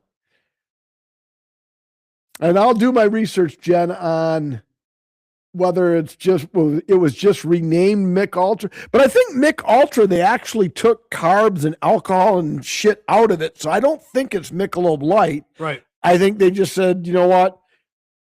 Michelob Light sales are down. We'll go with a healthier. Right. And made it Mick Ultra. I don't think it's the same. No. So. No. 3.95. All right. See, this is my favorite of the night so far. I went 3.38 because this was straight up Imperial Stout. Boom, done. Yeah. You like simple. Yep. Thank you for coming. Right. That's what she said. All right. This next one. All right. This is Stroopwafel. Now, if you've ever had a Stroopwafel, you've been on international flights, so I know you've had a Stroopwafel. Yes, before. and not to be confused with a twat waffle. I hope that thing is loud enough because it's not very loud in An my Ultra ear. is terrible. Yeah. So this one is an Imperial Stout with cinnamon caramel. Is that how you pronounce it? I go caramel. Caramel. Okay. And coffee. All Sounds right. like it should be good. 14.2%. Pod high. Pod high. Here, I'll let you do the And it's honor. got to be, I'm sorry, episode high, and it's got to rank top 10 pod high, I would think. Yeah. I mean, 14.2 is a healthy ABV by anybody's standards. Yeah.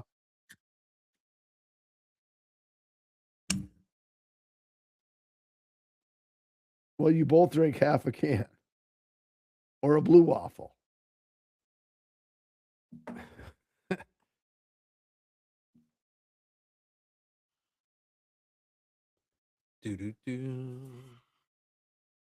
What do you got on the notes? The caramel. I would agree. A hint of cinnamon, and I'm not getting the coffee, so hopefully coffee's on the notes. I'm sorry, on the finish, because it's not on the notes. Is that can empty? Yeah. Wow, look how fucking even that pour is. Now we're good. Pretty good. Cheers. Cheers. Oh, that smells good.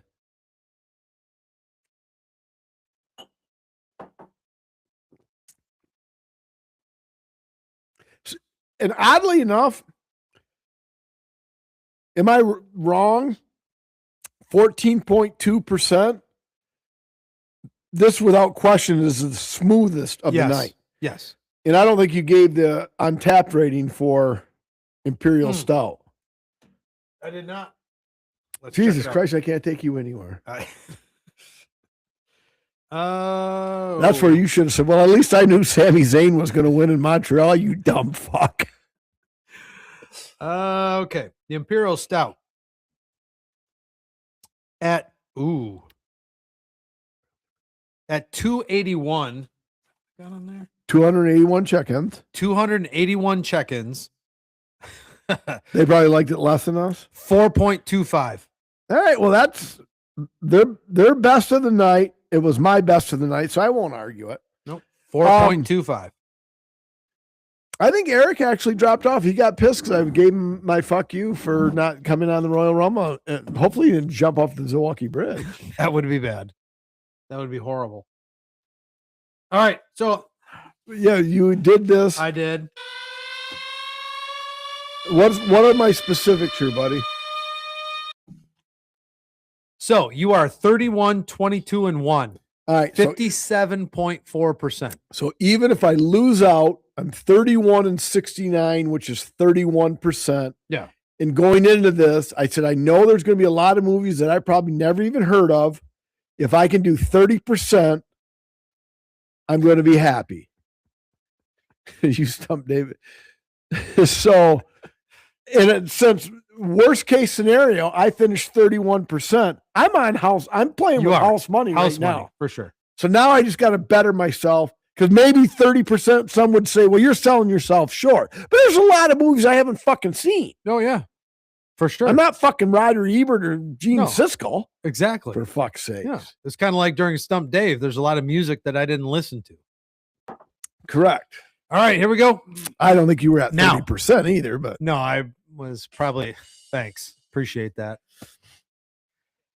All right. Now, I forgot, it was prior to the holidays. I did a post and asked, hey, give me the number that you think you would like to stump Mike with. And I got quite a few responses. I think it was like 25 responses. So we're getting down to the ends of them. Now, these are, I did the quadruples, the triples, the doubles, and now we're down to the singles, right? correct. So I think we got like my wife, Shelly, a couple other people. This one was number 35 from Craig Monahan. Okay. Craig put number 35. You ready? As I look into the monitor, it looks like I just won a 12-round fight with Tyson. I clearly have a face for radio. But anyway, go ahead. Number 31. Stop looking at you. 31. 35. 35. 35. All right. Ready? Yes. Why is the rum always gone? Why is the rum always gone? Hey, those of you that are listening, don't I'm put not it gonna, in there. I don't, you can put it in there, but I will not look, because I'm not a cheater. I'm a lot of things, but I'm not a cheater. So if I do the Nope. Nate, you want me to Nope. put? No. Okay. I'm gonna dissect it because it doesn't sound familiar at all. What was the line again? Why is the rum always gone? I've got to think bar movie. So do I go Coyote Ugly or Cocktail? There's no way a line from Coyote Ugly is going to be in the top 35 of the top 100. A Tom Cruise movie might. Tom Cruise is a bartender in Cocktail. I'll say Cocktail, Tom Cruise. All right. This is a movie franchise with four for sure. I know they had 4 movies, maybe 5 from Disney. A Disney movie with rum in it. That's wrong in and of itself. But anyway, go ahead. I know you didn't see this franchise, and you actually gave me shit for watching a bunch of them. The character that said it was Captain Jack Sparrow. Oh, that's Johnny Depp. Yep. Oh, I can't even think of. Yeah, I've never seen it. I'll take the. What is the name of it? I don't. I'm not laughing at you. Blackjack. No. I see him as a character. So okay, these things are definitely affecting me right now. Oh fuck. The pirate movies. Pirates of the Caribbean. Yeah, that's it. Yeah, I would have never got that because I never seen them. Unbelievable. How about my rationale about rum? I went with Cocktail, Coyote Ugly. Yeah. Thank you, Chuck. Chuck got Pirates of the Caribbean. Yeah. Captain Jack Sparrow. I'm actually a little disappointed that Chuck got that because I hope Chuck didn't really watch that. Hopefully Chuck Googled that and didn't really watch it. I didn't even write down the movie it came from because I've watched them and I know them. So anyway. But hopefully Chuck Googled it and didn't really watch the movie because why? I mean, Nurse Jackie is way better than Pirates of the Caribbean. I guarantee it. No. I guarantee Nurse Jackie's better than Pirates of the Caribbean. And I'm a Johnny Depp kind of sort of supporter. Okay. But you didn't watch any of the Pirates of the Caribbean movies? Absolutely not. They're awesome.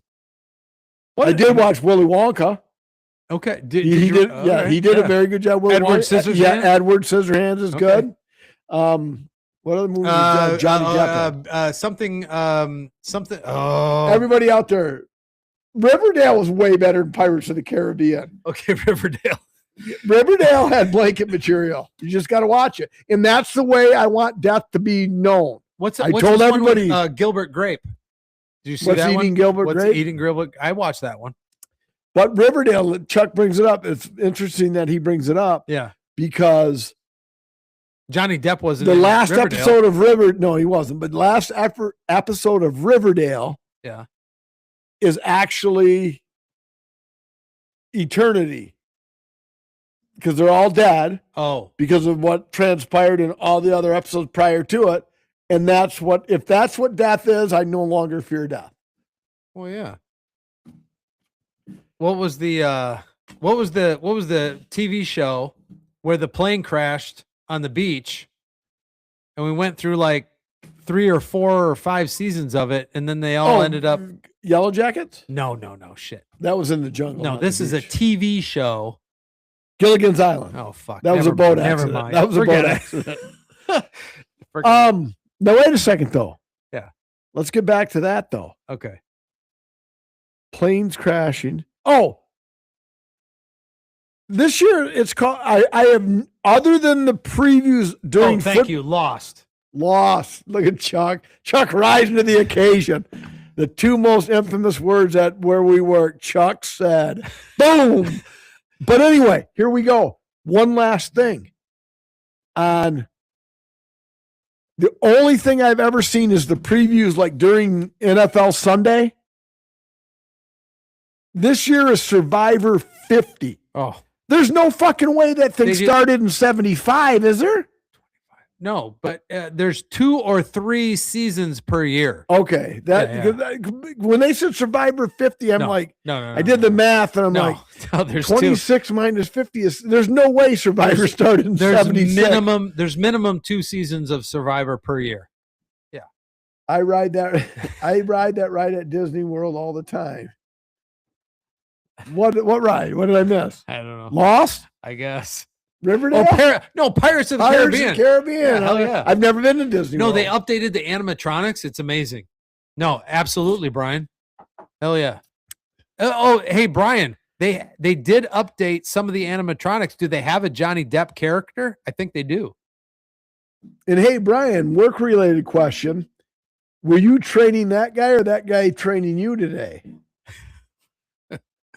Well, I saw Brian at one of the stores today, and he was out with his counterpart from another area. Sure. And I just want to know if maybe Brian's on the hot seat and I can hire him as a merchandiser. Or maybe the other guy's on the hot seat and Brian's trying to elevate his game. Maybe. All right. You having that highlighted is annoying. Nice job, Dave. Thank you. And then, yes, I don't know. I gave him an either or, and he answered yes. Time to get inside the rope. No. Jesus. That was the wrong button. Didn't we have a... No, I guess we didn't. This one? Oh, there we go. The one that says NOTD. But I don't get...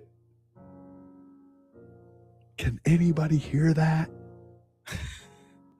I don't want to talk over it.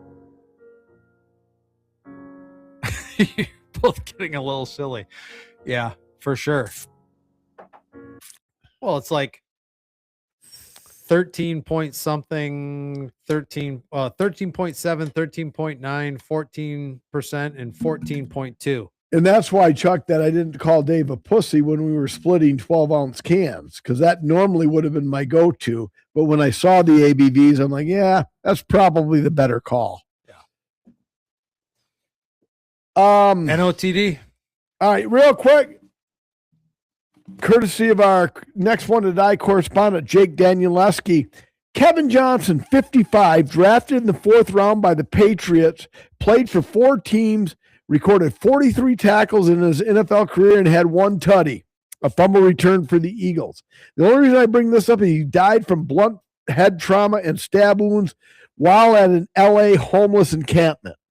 Now you talk about fucking He was living there. Or was he? rags to riches, bro. He was in the NFL, had a tutty on a fumble return, and was killed in a homeless encampment. Altercation in a Second was Francis Buckholz, 71, died of the Big C. Chuck Francis Buckholz.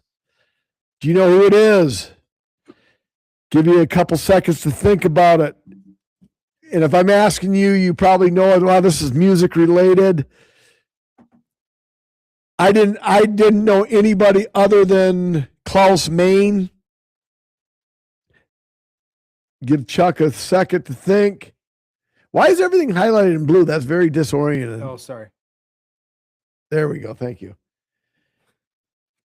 Nope, Chuck doesn't know who it is. But anyways, the bassist for Scorpions. Oh. And number 1, John Brody, died at the age of 90. I assume natural causes, 90's old. I mean, John who? John Brody. Now, 90's old. It's going to be like at least 19 years younger than when I'll die. But Hall of Fame quarterback, played 17 years with the Niners, set many franchise records. So, unlike Bill Belichick, John Brody's in the Hall of Fame. Right. So, gotcha. All right, you got a either or for me? Actually, you know what, Dave? Yeah. I do not. Okay. There's no either ors. I had something to do with the one side, and I'll just say it is like the Australian Open is Chalk City. Yeah. For the first time ever in a major, or not for the first time since '68, the final 16, which would be the quarterfinals, right? Yes. Are all ranked players. Oh. And then the semifinals are 1, 2, 3, 4. So, yeah. But I didn't have an or to go with it, so I shit canned it. I saw some TGL, Tomorrow Golf League, that is happening, but we got too much other stuff, and so it's not. Patrick Reed either went to the live or left. Leaving the live. Right. So, I mean, even with all that money, the draw to the PGA and the fans, I don't think they get a lot of people at those live tournaments. No, not at all. They don't get very many people at all. I mean, I think that's for some players, you get out there, and if I don't even know how baseball does it, to be honest with you, because there's some baseball games where there's like 200 people in the stands. Wow, that's hyperbole. Well, it is hyperbole, but it's sparse. It's really, really sparse. But those are the teams that aren't really competitive. You never see 200 people in a Dodger game. But those professional players have got to look around and go, like, why the hell am I doing this? And so from a standpoint I'm making $11 million a year. That's why I'm doing it. Yes, I understand that aspect of it. But if a Patrick Reed he's a good enough golfer where he could go to the PGA and have, lines of people on a Saturday and Sunday at most every tournament he plays in, you know what I mean? Even if he's there, he was kind of like shit on a little bit because he was kind of such a sourpuss. Did I just say sourpuss? Yes, you did. God dang it. I don't know. Anyway, he was being such kind of a douche. Is that good or bad? What? Sourpuss. That's bad. Oh, really? Yeah. Yeah. Because I followed it up with douche. Yeah. Okay. All right. In any event, you want those people like at least cheering in the groups. If you're in a lead group or something like that, you want more than 30 or 40 people because it's driving me nuts. Yeah, do that. I like doing this. Yeah. That's why I was fiddle-faddling with it. So, all right. Do you have an FU? Because if you don't, because I don't, because it was a perfect week. I'm living the American dream, buddy. You know what else is the American dream, Mike? What's that, Dave? The Grand Central Sports Bar and Grill. Absolutely. The Grand Central Sports Bar and Grill is a family-friendly sports bar with delicious food and drink menu to please everyone. Looking for some fun on a weekday night? The Grand Central Sports Bar and Grill is the place to be on Trivia Mondays, Comedy Tuesdays, Hump Day Wednesdays. Now, I would recommend going to their website, going to their Facebook page, seeing, because they got a lot of stuff going on.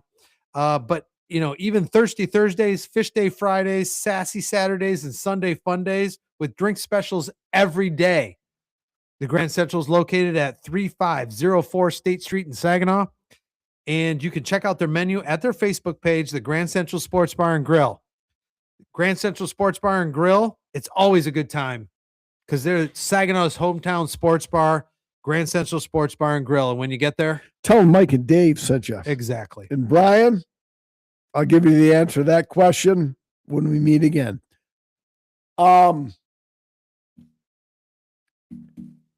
Yeah. We'll wait like a 10 count. Do you have an FU or no? Because it was a fantastic week for me. I have no FU. Cheers. Life is good. Life is good. Who was it? Was it Joe Walsh?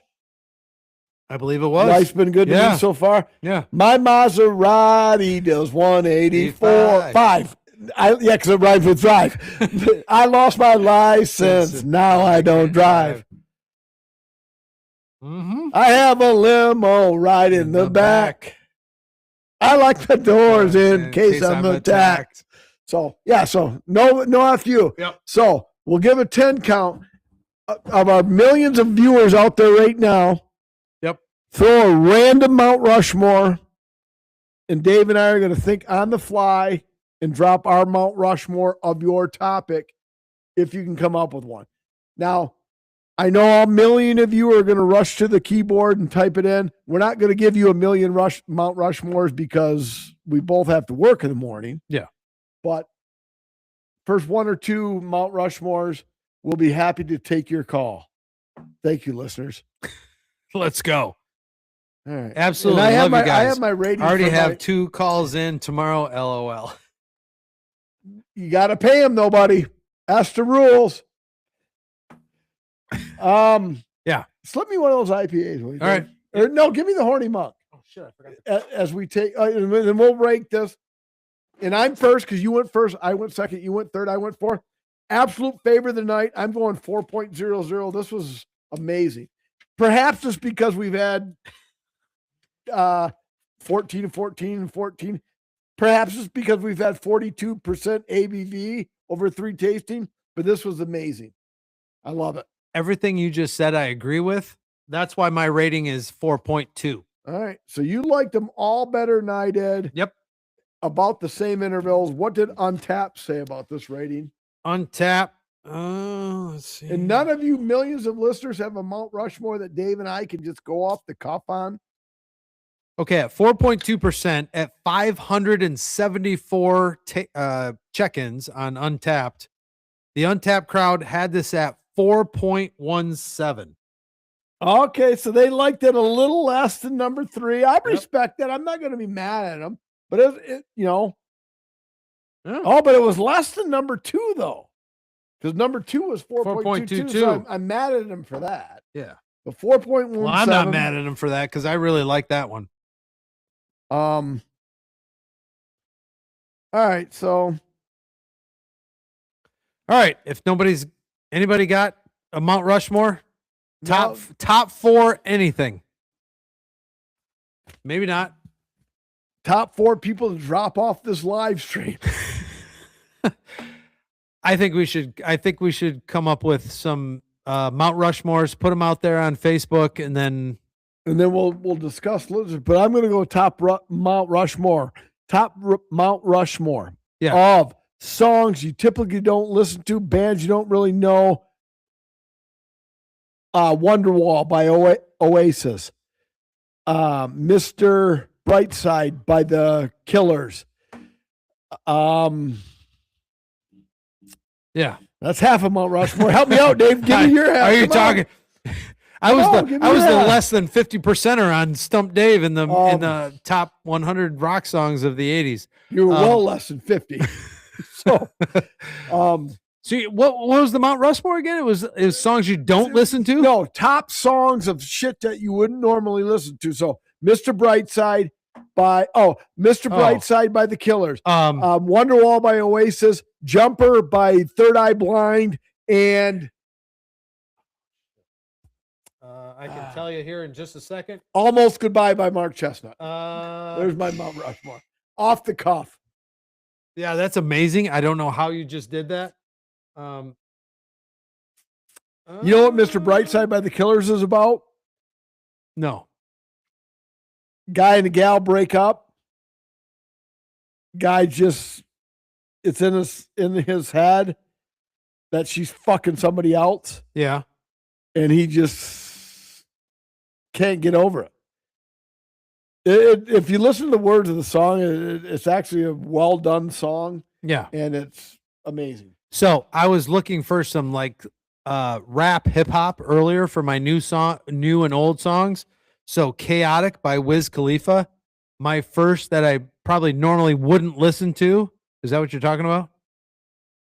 Yeah, it's got to be. So Wiz Khalifa is your Mount Rushmore. I'm just saying the first four songs. Yes, the first four songs. What about Sweet Lou? I was listening to that, and what about him? Sweet Lou Whitaker?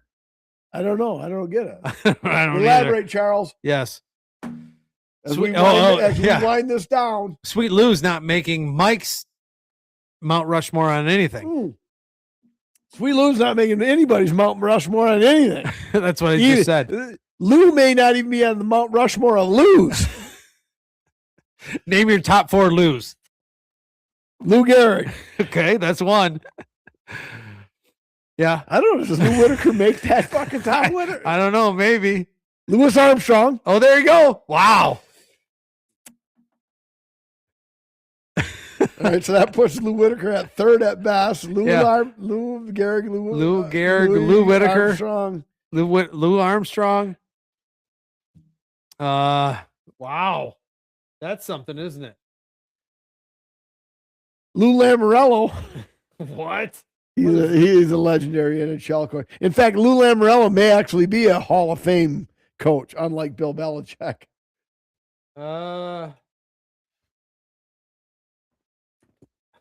I can't even type in. Type in top Lou's. Yeah. All right. Well, Chuck stumped us on Mount Rushmores of Lou. Apparently. Maybe Lou Whitaker does make the Mount Rushmore of Lou's. Lou Costello. There you go. Yeah, Sweet Lou Whitaker. Okay, Lou Costello, Lou Gehrig.